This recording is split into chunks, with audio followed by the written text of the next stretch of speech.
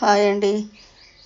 ఎలా ఉన్నారు? అందరూ బాగున్నారా? ఇప్పుడు నేను మాఘమాస మహిమ మాఘ పురాణం నేను పారాయణ చేస్తానండి. మీరు శ్రవణం చేయండి.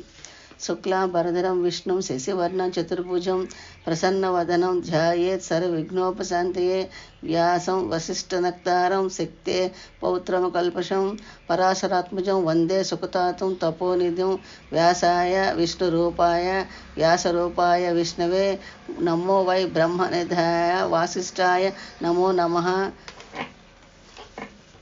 ప్రపంచ దేశములు అన్నిటిలోనూ భారతదేశం కర్మ ధర్మ ధ్యాన పరాయణమై సర్వోత్తమమైన వశిష్ఠ స్థానాన్ని కలిగి ఉంది. అట్టి భారతదేశంలో హిమాలయాది పర్వతములు, గంగా నది నదములు, నైమిషము మొదలైన అరణ్యములు మరింత పవిత్రముగా చేసిన పూజ మొదలైన వానికి అనేక రెట్లు ఫలితాన్ని ఇచ్చేవిగా ప్రసిద్ధి చెందాయి. వైశాఖం, ఆషాఢం, కార్తీకం, మాఘం మొదలైన పవిత్రములైన పుణ్యదాయకములైన కాలములలో చేసే స్నానం, జపం, తపం మొదలైన వాని వలన వచ్చే పుణ్యం అగణ్యమైనది. అంటే ఇంత అని లెక్కకు రానిది. పూర్వం మహర్షులు శ్రీ మహావిష్ణువు వద్దకు వెళ్ళి, స్వామి, స్నానానికి ధ్యానాధికమైన తపస్సుకి ప్రశాంతము, పావనము, సిద్ధిప్రదము అయిన ప్రదేశాన్ని మాకు భూమండలం నిర్దేశించండి ప్రార్థించారు. అప్పుడు శ్రీ మహావిష్ణువు వారితో, మహర్షులారా, నేను నా చక్రాన్ని విసురుతాను. అది ఎక్కడ పడిందో ఆ ప్రదేశం తృణకాష్ట జల సమృద్ధమైన తపోయోగ్యమైన ప్రదేశంగా గుర్తించండి అని చెప్పి తన చక్రాన్ని విసిరినాడు. శ్రీ మహావిష్ణువు యొక్క చక్రం పడిన ప్రదేశాన్ని నైమిషారణ్యం అని వ్యవహరిస్తూ వచ్చారు. సౌనకాది మహామురుషులు అక్కడ స్థిర నివాసం ఏర్పరచుకున్నారు. వారు అక్కడ నివసిస్తూ యజ్ఞ యాగాదులు చేస్తూ ఉంటే భూమండలంలో వివిధ ప్రాంతాల్లోని ఆయా ఆశ్రమాలలోని మహర్షులు చూడడానికి వస్తూ ఉండేవారు. అలాగే రోమహర్షణుడు, ఆయన కుమారుడు సూత మహర్షి అందరిలాగా ఆ యాగాన్ని చూడడానికి విచ్చేశారు. యాగం చేసే మునులు వాళ్ళని ప్రార్థించి విరామ కాలంలో పుణ్యకరములైన కథలని విశేషాన్ని చెప్పించుకునేవారు. అంటే నైమిషారణ్యంలో ఆ ఆశ్రమంలో జప హోమాదులు అవి లేనప్పుడు పుణ్య కథా ప్రవచనాలు జరిగి అందరికీ ఆనందాన్ని, మనస్థైర్యాన్ని, భగవద్భక్తిని పెంపొందించేవి. ఇలా ఒకనాడు సౌనకాది మహర్షులు చిరకాలం జరిగే యాగం ఒకదానిని ప్రారంభించారు. ఆ యాగం కొన్ని సంవత్సరాలు జరిగింది. అట్టి యాగాన్ని చూడటానికి చాలామంది మునులు దేశం నలుమూల నుండి ఆసక్తితో వచ్చారు. అలా వచ్చిన వారిలో సూత మహర్షి ఉన్నారు. సౌనకాది మునులు ఆయనకు ఎదురెళ్ళి సగౌరవంగా తీసుకుని వచ్చారు. తగిన ఆసనంపై కూర్చోబెట్టి అతిథి సత్కారాలు చేశారు. సాష్టాంగ నమస్కారము చేశారు. ఆయనతో ఇలా అన్నారు, సూత మహర్షి, మీ తండ్రి గారు రోమహర్షుల వారు పురాణ ప్రవచనంలో ధర్మ విషయాలను వివరించడంలో సాటిలేని వారు. శరీరం పులకించి ఆనంద పారవశించే రోమములు కూడా పులకరించేట్లుగా చేయగల సమర్థులు. రోమములకు హర్షము కలిగించువారు కనుక రోమహర్షులని సార్థక నామధేయులైనారు. వారి కుమారులైన మీరు కూడా ఆయన అంతటి వారే ఆయనకు తగిన పుత్రులని అనిపించుకున్నవారు. మా అదృష్టం వలన మీరు యాగ సందర్శనమునకు వచ్చినారు. విరామ సమయంలో మాకు పుణ్యకరములైన విషయాలను వినడం మరింత ఫలప్రదం అవుతుంది. దయ ఉంచి మాకు పుణ్యకథలను వివరించండి అని ప్రార్థించారు. సూత మహర్షి వారి ఆతిథ్యమును స్వీకరించి సుఖాసనము కూర్చుని వారి మాటలను విన్నాడు. తానును వారందరికీ నమస్కరించి చిరునవ్వుతో, మీకు నా మీద ఉన్న అభిమానాన్ని కృతజ్ఞుణ్ణి. పుణ్యకార్యము జరిగిన చోట పుణ్యప్రదమైన విషయాన్ని చెప్పడం కూడా ఒక అదృష్టమే. అది కూడా యజ్ఞంలాగా పవిత్రమైన కార్యమే. ఈ రూపంలో నన్ను నా పుణ్యకార్యాల్లో ఇలా అన్వయించేటట్లు చేసే మీకు నేను కృతజ్ఞుణ్ణి. మా తండ్రి గారి వలన విన్నదాన్ని అనుసరించి వ్యాస మహర్షుల వారి దయ విశేషం చేత నాకు తెలిసిన విషయాన్ని మీ అనుగ్రహించే సమర్పింపజేసుకొని యథాశక్తి వినిపించి మీ ఆనంద ఆశీస్సులను భగవత్ కృపని పొంది ప్రయత్నిస్తాను. మీ ఆజ్ఞ ఏమిటి అని సవివరంగా అడిగారు. అప్పుడు మునులు సూత మహర్షి లోగడ వైశాఖ మాసం, కార్తీక మాసం వీని యొక్క వైశిష్ట్యాన్ని, ఆ మాసాల్లో చేయవలసిన వ్రతానుష్ఠానాలను వివరించి మాకు ఆనందం కలిగించారు. ప్రస్తుతం మాఘమాస మహిమను గోరుచున్నాము అన్రి. అప్పుడు సూత మహర్షి క్షణకాలం కళ్ళు మూసుకుని ధ్యానంలో ఉండి తండ్రి గారిని, గురువులను తలుచుకొని నమస్కరించి కనులు తెరిచి మునులకు మరల నమస్కరించి ఇలా ప్రారంభించారు. మహర్షి మహర్షి సత్తములారా, మీకు అడిగిన ప్రశ్న సారవంతమైనది. విశేషించి సామాన్య పూజానికానికి మరింతగా ఉపయోగపడుతుంది. చదువుకున్న వారు కొద్దిమంది అయినా యజ్ఞ యాగాలు జపతపాలు చేసి పాపం పోగొట్టుకుని పుణ్యం సంపాదించుకుంటారు. పై విధంగా చేసే అవకాశం లేనివారు తరించడానికి ఈ విషయం బాగా ఉపకరిస్తుంది. పూర్వం ఒకప్పుడు జగన్మాత అయిన పార్వతీదేవి పరమేశ్వరుని ఇదే విషయాన్ని అడిగింది.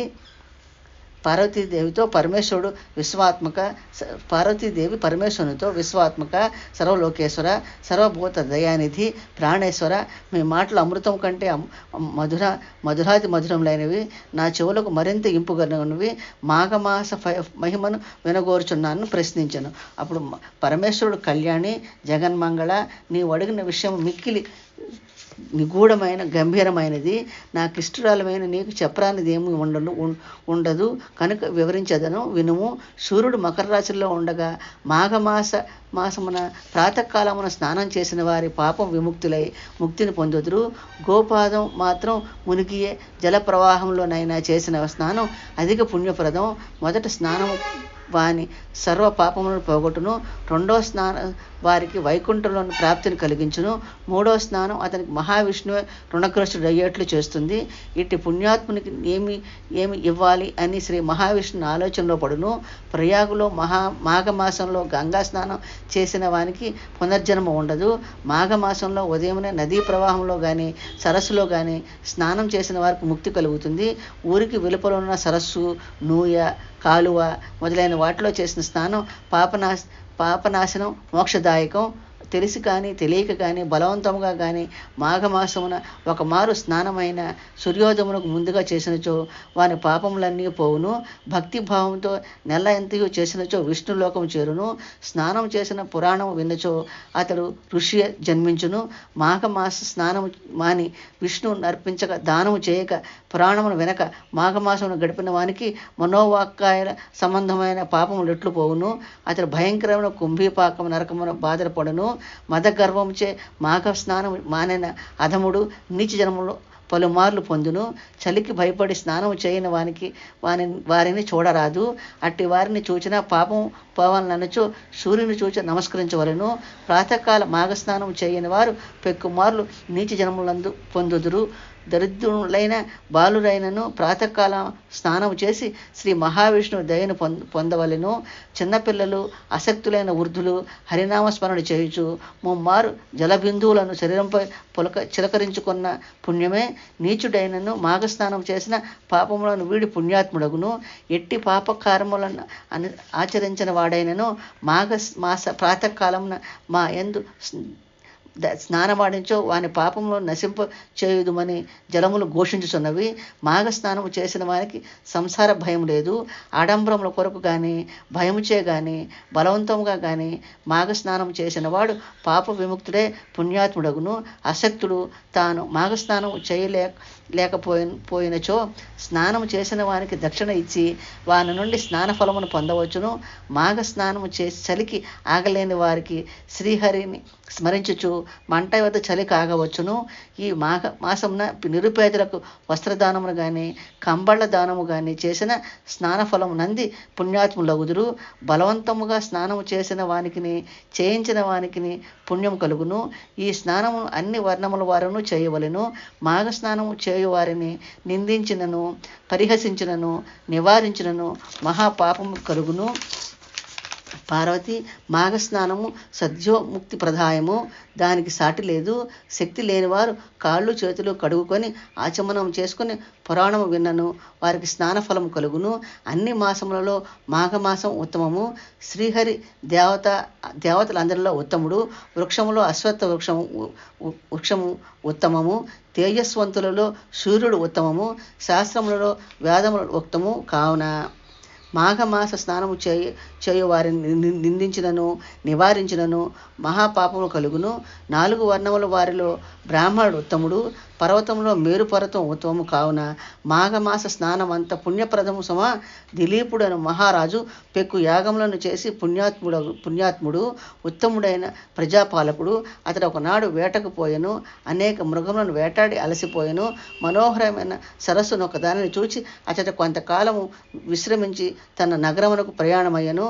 అప్పుడు బుద్ధ బ్రాహ్మణుడు ఒక్కడ మహారాజును కనిపించెను. రాజు వానికి నమస్కరించి ఆశీస్సులు పొందెను. బ్రాహ్మణుడు, మహారాజా, పరమ పవిత్రమైన మాఘమాసమున ఈ సరస్సును స్నానం చేయకుండా పోవుచున్నావేమి? మాఘ స్నానము చేయు నదీ స్నానమును గాని సరస్నానమును గాని మిక్కిలి పుణ్యం నిచ్చును ఎరుగువా అని ప్రశ్నించాను. రాజు మాఘ స్నాన మహిమను చెప్పడని కోరగా అతడు, రాజా, నీవిప్పుడు సరస్సును తప్పక స్నానం చేసిపోము. మాఘమాస స్నాన మహిమను నీ గురువుకు వశిష్ఠ వారిని వల్ల తెలుసుకోనమని చెప్పి తన దారిని తాను పోయెను. దిలీప మహారాజు మాఘమాస స్నాన మహిమను తెలుసుకొనవలనని తమ కుల గురువైన వశిష్ఠ మహర్షి ఆశ్రమంలోకి వెళ్ళెను. గురువును దర్శించి నమస్కరించి మాఘమాస స్నాన మహిమను తెలుపగోరెను. వశిష్ఠ మహర్షి దిలీపుని ఆశీర్వదించి ఇట్లు చెప్పను. నాయన దిలీప, నీ కోరిక విశిష్టమైనది. మాఘమాసం చాలా విశిష్టము కలిగినది. మాఘమాసమున శవకేశవులు ప్రీతికరమైనది. ఈ నెలలో చేసిన పుణ్యకార్యములను ఇతర దినములలో చేసిన పుణ్యకార్యముల కంటే ఎక్కువ పుణ్యం నిచ్చును. మాఘమాసమున ప్రాతకాలముననే చేసిన స్నానము సర్వపాపములను పోగొట్టి అక్షయములైన పుణ్యఫలము నిచ్చును. స్నానమే ఇంత అధికమైన పుణ్యము నిచ్చును. పూజ పురాణ శ్రవణం వలన ఎంతటి ఫలముండునో ఊహించుకొనుము. మాఘ స్నానం వలన సర్వ దుఃఖములను పోగొట్టుకొని శుభలాభములను పొందిన కొందరు వృత్తాంతమును వినిపించదను. దానిని బట్టి మాఘమాస వైశిష్ట్యము తెలుసుకొని ప్రయత్నించుము అని చెప్పాను. పూర్వం ఒకప్పుడు భయంకరమైన క్షామము, వానలు లేకపోవట, పంటలు పండకపోవట మొదలైన లక్షణములు గల కరువు వింధ్య హిమాలయ పర్వతముల మధ్యనున్న భూమిలో కలిగెను. దానివల్ల సామాన్య జనులు, ప్రభువులు, మునులు, మహర్షులు, పశువులు, పక్షులు, సర్వప్రాణులు మిక్కిలి బాధపడినవి. అట్టి వారిలో భృగు మహర్షి ఒకడు. అతడు ఆ ప్రాంతమును విడుచుటకు ఇష్టం లేకున్నను కైలాస పర్వత ప్రాంతమును కడకు చేరి తనకు నచ్చిన ప్రదేశమునందు ఆశ్రమం నిర్మించుకొని తపమాచరించుకొనుచుండెను. పవిత్రము మనోహరము అయిన ఆ దివ్య ప్రదేశమునకు గంధర్వులు, యక్షులు, కిన్నెరులు మున్నగు దేవతా జాతుల వారును వచ్చుచుండ్రి. అతడిని విహరించి ఉత్సాహం పొందుచుండ్రి. ఒకనాడు గంధర్వుడు ఒకడు భార్యా సమేతుడే ఆ ప్రదేశమునకు వచ్చెను. అతడు భృగు మహర్షికి నమస్కరించెను. అతడి శరీరం మిక్కిలి సుందరమైన, గంభీరమైన, మనోహరమైన, విచిత్రమై ఉండెను. వాని మొగము మాత్రము పులి మొగమై ఉండెను. అందువలన అతడు ఎంత చక్కగా ఉన్నను పులి మొగం వలన విచిత్రముగా భయంకరమై ఉండెను. అతడు భృగు మహర్షికి నమస్కరించి తరువాత, మనీశ్వర, నాకు భోగభాగ్యములు అన్నీ ఉన్నవి. నా భార్యను చూచితిరి కదా. ఈమె సౌందర్యము, గుణ సంపద నిరుపమానములు. నేను గంధర్వుడను. మానవుల కంటే దివ్యశక్తులు కొన్ని ఉన్నవి. కానీ భయంకర వికారమైన ఈ పులి మొగము నాకు బాధాకరముగానున్నది. దీన్ని పోగొట్టుకు ఎట్లో తెలియరాకున్నది. ఈ వికారం వలన నాకు గల సుఖములు, భోగములు నన్ను సంతోషపరచట్లేదు. దయవుంచి నాకు ఈ వికార రూపం ఉపాయం చెప్పుడని ప్రార్థించను. భృగు మహర్షి గంధర్వుని పరిస్థితిని జలిపడి వానికి సాయపడవలనని, నాయన, పురాకృత కర్మలు ఎవరిని విడవదు. గత జన్మ చేసిన పాపం వలన నీకు ఈ దుస్థితి కలిగినది. పాపము, దురదృష్టము, పేదరికము ఇవి మూడును జీవిని బాధించును. ఇట్టి వారిని పోగొట్టుకుని శుభలాభములను పొందవలన పుణ్యనదుల యందు స్నానము, పవిత్ర క్షేత్రములందు దేవపూజ చేసుకొనవలెను. అట్టి వానిని పవిత్రమైన కాలమునే చేసినచో సజ్జఫలములు కలుగును. కాలమంతయు మంచిదే అయినను మాఘమాసం విశిష్టమైనది.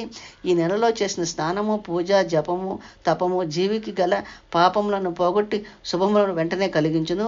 అన్ని పుణ్య నదులలో స్నానాధికములు చేసినచో వచ్చు ఫలితము మాఘమాసములు నదిలో కానీ, సముద్రంలో కానీ, కాలువలో కానీ, సెలయేరులో కానీ ఏ స్వల్ప జల ప్రవాహమైనను అందు స్నానం చేసినచో వచ్చును. అనగా మాఘ స్నానము ఏ ప్రవాహమందునను చేసినను సర్వతీర్థములందు చేసిన పుణ్యం నిచ్చినంత గొప్పది. ఏ జాతి వారికైనాను అనంత పుణ్యం నిచ్చును. నీ అదృష్టం వలన ఇది మాఘమాస ప్రారంభము. కావున నీ భార్యతో పాటు ప్రతిదినమున ప్రాతకాలమున మాఘస్నానము, ఇష్టదేవత పూజ అచటనున్న నదిలో చేయుము అని భృగు మహర్షి ఆ గంధర్వునకు చెప్పెను. ఆ గంధర్వుడు ముని చెప్పినట్లుగా అతని నదిలో మాఘస్నానము తీరమున ఇష్టదేవతా పూజను విడువక మాఘమాసమంతయు చేసెను. పుణ్యవశమున వాని పులిముఖము పోయి వానికి సుందరమైన ముఖము వచ్చెను. గంధర్వుడును ఆశ్చర్యపడి మాఘమాస మహిమను కీర్తించుచు కృతజ్ఞుడే మునికి భార్యతో పాటు నమస్కరించెను. అతని ఆశీస్సులు పొంది తన భార్యతో పాటు తన లోకమునకు కెరిగెను. దిలీప మహారాజా, మాఘస్నాన మహిమను గమనించితివా? మరి ఒక కథను చెప్పెదను, శ్రద్ధగా వినుమని వశిష్ఠుల వారు చెప్పాను.